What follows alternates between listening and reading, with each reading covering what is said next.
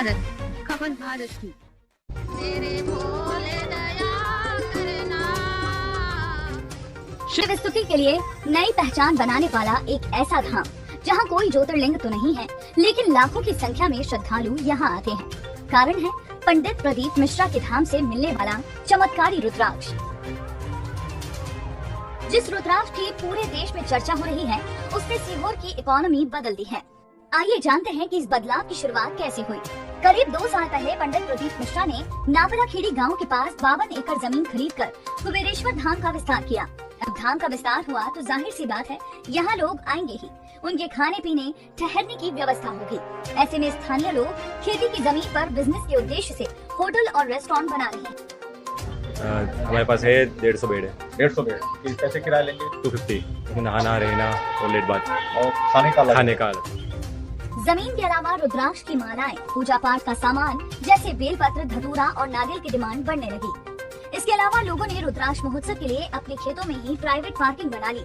साथ ही स्थानीय लोगों ने अपने घर में ही श्रद्धालुओं के लिए होम स्टे बना दिया है। लेट बात पानी और रूम नहीं, गद्दा नहीं है। उन्होंने बोला गद्दे अपने पास है भी नहीं, तिरपाल दे दी, सो रहे हैं। इस धाम के विस्तार के बाद न सिर्फ नापला खेड़ी बल्कि आसपास के गांव की इकोनॉमी भी तेजी से बढ़ी है और इस बदलाव के केंद्र है पंडित प्रदीप मिश्रा।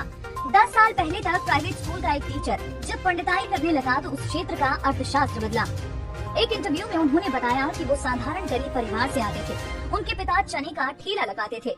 छोटी मोटी कथा के साथ लोगों के घरों में घर मकान के तौर पर पूजा करने से शुरू हुए इस सफर से उनकी डिमांड इतनी बढ़ गई कि अब उनकी एक कथा कराने का कुल खर्च करीब 1 करोड़ रुपए पड़ता है।